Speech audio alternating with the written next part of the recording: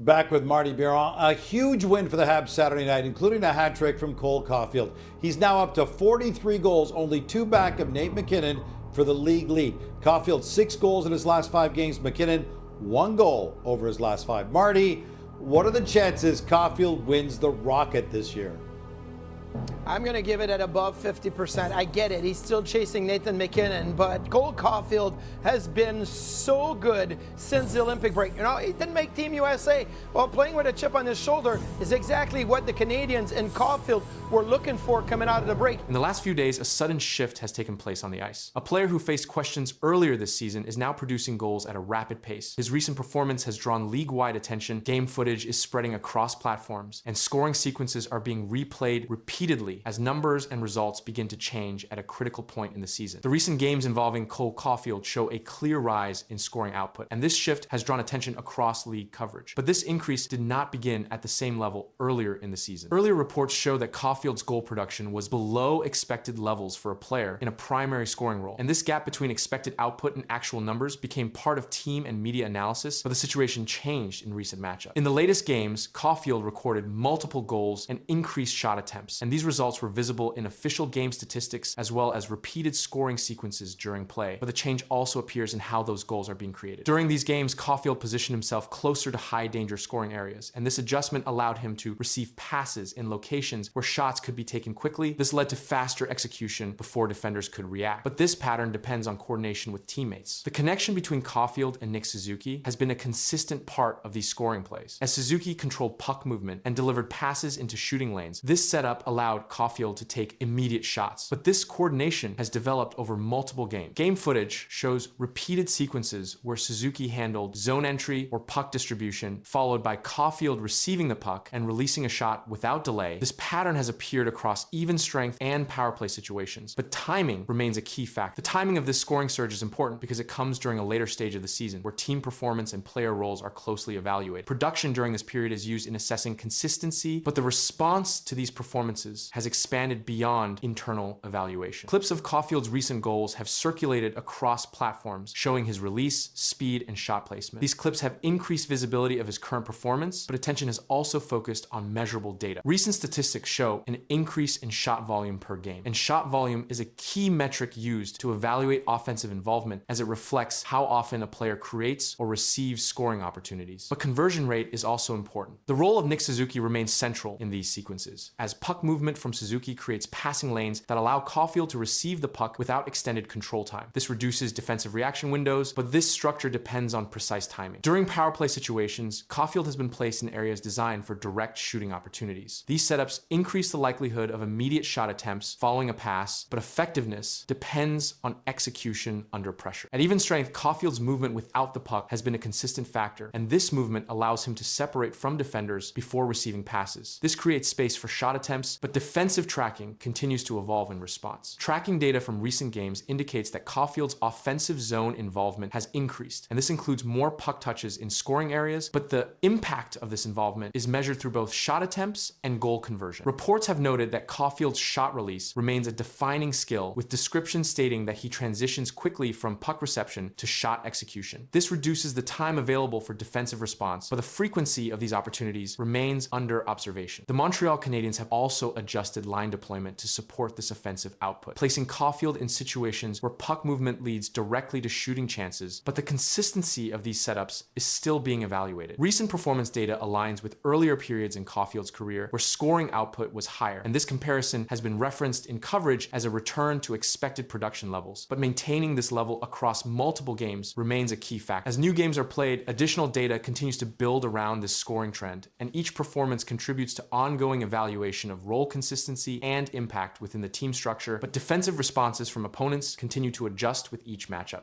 Ottawa Senators fans think they know what the Leafs lacked the most on the ice as they were chanting, "You need Marner. You need Marner," on the weekend. The question is, what do you think the Leafs actually need the most? A right winger for Austin Matthews, a right shot puck moving D-man, or a power play QB, or perhaps a second line center? There's a lot of options there, Cheryl. They need a right winger for Austin Matthews. Ottawa fans know exactly what the Leafs need. Look, Matthews went from 69 goals to would have been over 40 last year if it had stayed healthy for all 82 games, and now to 27 goals this year. They need somebody to set him up. The Toronto Maple Leafs are facing a moment that could change everything. Behind the scenes, pressure is building around one of their biggest stars, Mitch Marner. His name is now at the center of growing trade talk, fueled by contract weight and playoff results. At the same time, concerns around team form and key player performance are rising, and what happens next could reshape the entire franchise. The discussion around Mitch Marner has intensified as the Toronto Maple Leafs move closer to the playoffs. Marner is one of the highest paid players on the team, with a contract valued at approximately $10.9 million per season. That number places him among the top earners in the NHL. His performance during the regular season has remained consistent, with multiple seasons reaching over 90 points. He's also used in key situations, including power play and penalty kill. At the same time, the Maple Leafs are dealing with an inconsistent run of form. Recent games have shown gaps in defense and missed chances in key moments, and these results have increased pressure on the team as the playoff window gets closer. Performance in this stage is being closely watched across the league. Attention has also shifted toward Austin Matthews. Matthews remains one of the top goal scorers in the NHL, but recent games have raised concerns about production consistency. In high-pressure situations, expectations remain high due to his role and scoring history, and any drop in output becomes part of the broader discussion around team performance. However, the focus quickly returns to playoff performance. In recent years, Toronto has faced early exits despite strong regular season records, and this pattern has led to increased scrutiny of the team's core players. This group has remained together for several seasons, but results in the postseason have not matched expectations. Salary cap structure is a major factor in this situation. The NHL operates under a strict salary cap system which limits how much teams can spend. A large portion of Toronto's cap is allocated to a small number of players, and this reduces flexibility when trying to improve other areas of the roster, such as defense or depth scoring. Analysts have pointed out that teams with more balanced cap distribution often perform better in the playoffs. Media coverage has reflected this concern. Reports have stated that teams must evaluate whether their current structure can lead to success. One broadcast analysis noted that allocating a large percentage of the cap to a few players creates pressure for immediate results. And this statement aligns with Toronto's current situation as expectations continue to rise. The trade discussion around Mitch Marner is also connected to market value across the NHL. Marner is still in his prime years and is considered one of the top playmakers in the league. His ability to assist, control puck movement, and create offensive chances makes him a high value asset. And if made available, multiple teams would likely show interest based on these measurable skills. Reports from insiders indicate that any potential move would focus on roster balance. A trade involving Marner could return defensive players, draft picks, or multiple roster pieces, and this type of return is often used to address depth issues. Teams that have succeeded in recent playoffs have shown stronger balance between offense and defense, and this comparison has been part of the current discussion surrounding Toronto. At the same time, there's no confirmation of any trade request or negotiation. The Maple Leafs organization has not released any official statement regarding plans to move. Marner and public comments from team management have remained focused on current performance and upcoming games. This follows standard practice during the season as teams avoid distractions before the playoffs. Current team performance continues to influence the situation. The Maple Leafs have shown strong offensive ability, but have also allowed goals in critical moments, and this pattern has been observed in recent games and has added pressure on both forwards and defense. Core players, including Marner and Matthews, remain central to these evaluations. The salary cap remains a central factor. The NHL cap system requires teams to plan several seasons ahead, and large contracts can limit options when trying to adjust the roster. Toronto's current cap structure has led to repeated discussion about whether changes are needed to improve playoff outcomes, and this discussion has been reported across multiple media outlets. League-wide trends also support this analysis. Teams that have won recent championships have often built depth across all lines, including defensive units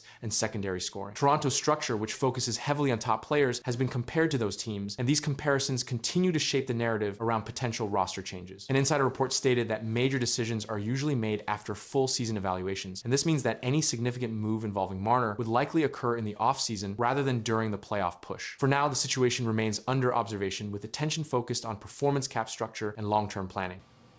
What's your sense of Austin and how he's handling this? He's been fine. Obviously, he's not happy about things and losing teammates too in the situation that we're in.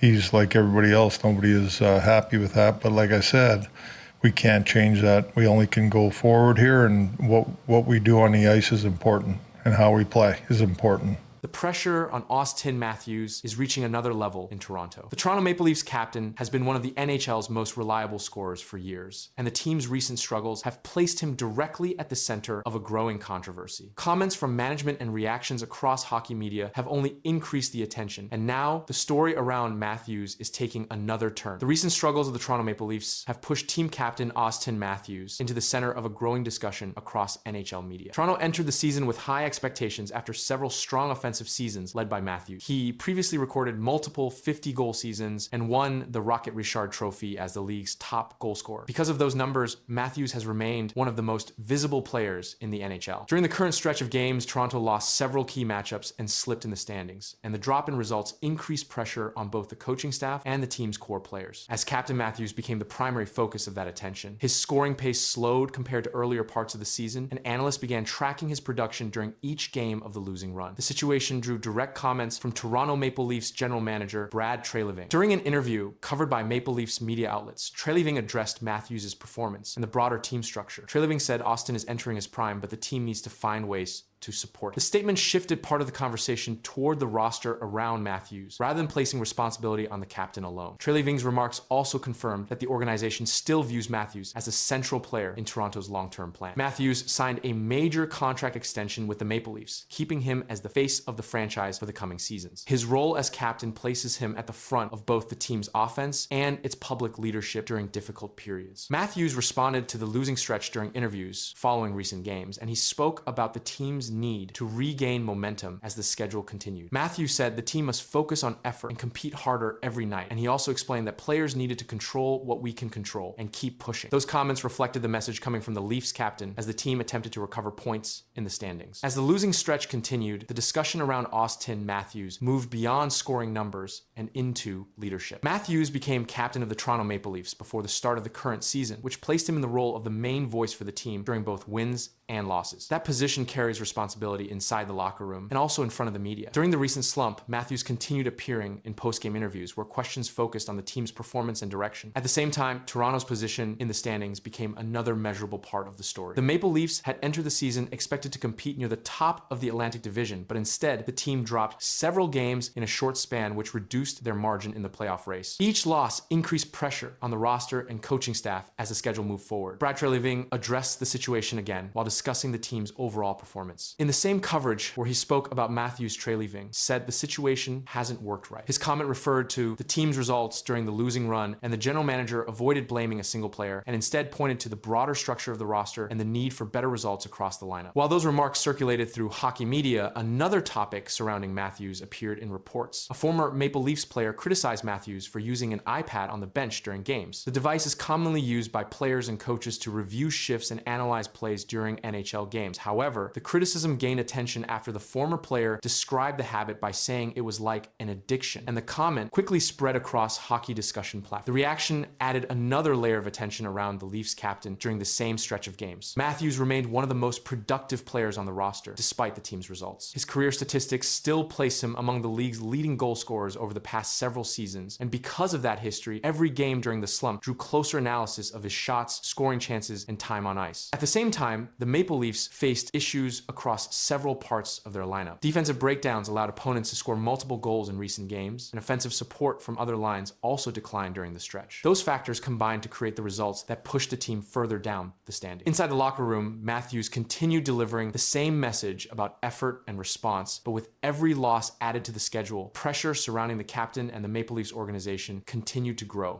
Why do you believe Craig is still the right coach for this team? Well, like everything else, Luke, we all take responsibility for it, and I think Craig's a terrific coach. It hasn't worked, right? So when it doesn't work, we all share a blame, and we all share responsibility in it, right? So it starts with myself, it's the coaches, it's the players. Pressure is exploding around the Toronto Maple Leafs, and the team is suddenly under intense attention across the National Hockey League. A difficult losing streak pushed the organization into the spotlight, and criticism began spreading quickly across hockey media. Then, the general manager stepped forward and said something that surprised many reporters. Brad Treliving spoke openly about the struggles, the coach, and who should carry the blame. What he revealed about Craig Berube changed the conversation inside Toronto. Listen, I'll answer all the questions and take responsibility for our season. I don't look at today as the autopsy day. We've got 19 games to go. But I think there's a whole host of reasons. I'll take responsibility. We met earlier in the year through about the 20 game mark where we got off to a slow start. And again, the failures here start with me.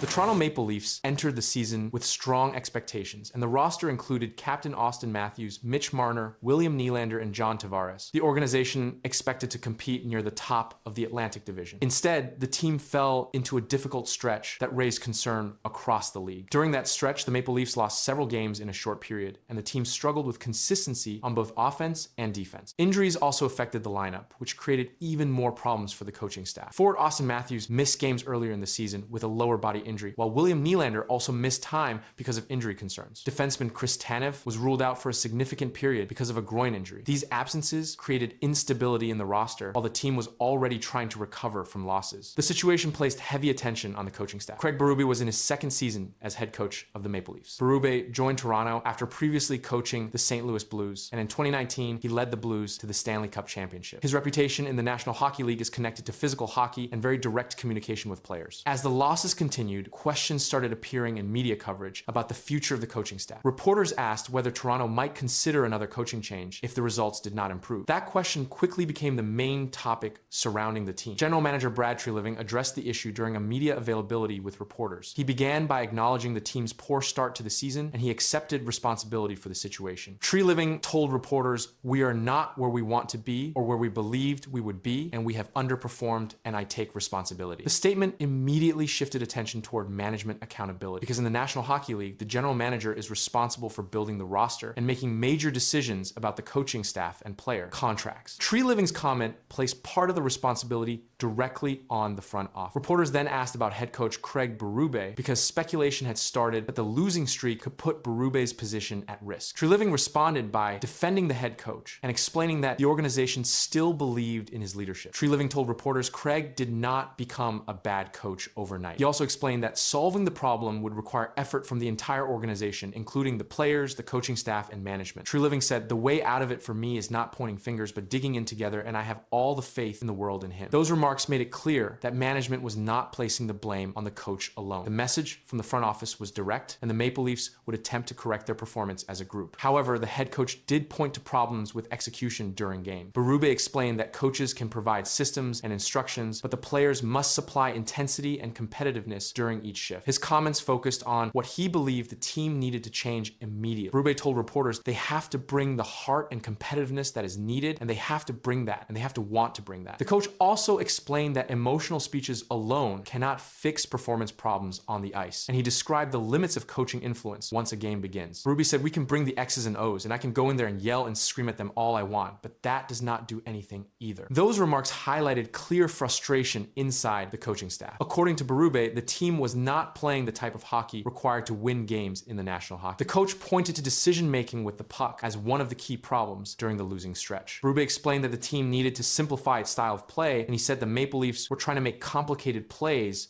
instead of focusing on direct puck movement. That approach often led to turnovers and scoring chances for opposing teams. He told reporters, "Being simple and direct as a team, we are not doing it right now." The coach then described how those mistakes were affecting the team defensively, and when the Maple Leafs failed to move the puck safely out of their zone, opponents quickly turned those situations into attacks. Berube said, "It is coming back the other way on us, and it is going in our net." The situation created a difficult moment for the organization because the Maple Leafs remain one of the most closely followed teams in the National Hockey League. The franchise has not won the Stanley Cup since 1967, and because of that history, every losing streak quickly becomes a major topic across Canadian hockey media. At the same time, the team's roster includes some of the most recognized players in the league. Austin Matthews serves as the captain and remains one of the top goal scorers in the National Hockey League, while Mitch Marner and William Nylander also play major roles in the offense. When results fall short of expectations, attention often shifts toward leadership and performance inside the locker room. And while Brad Treliving publicly defended Craig Berube, the pressure surrounding the Toronto Toronto Maple Leafs continued to grow across the league. Vanessa P. Uno, the girlfriend of Austin Matthews, broke her silence only days after the Olympic final in Milan. The Instagram post showed Matthews celebrating his gold medal with her standing beside him. The caption was short, but the photos confirmed the relationship publicly for the first time. Within hours, the images were spreading across hockey coverage and social media. Austin Matthews entered the 2026 Winter Olympics as captain of Team USA. The tournament took place in Milan, Italy. The United States advanced through the competition and reached the gold medal game against Canada. The final game ended in overtime. Team USA defeated Canada 2-1 to win the Olympic title.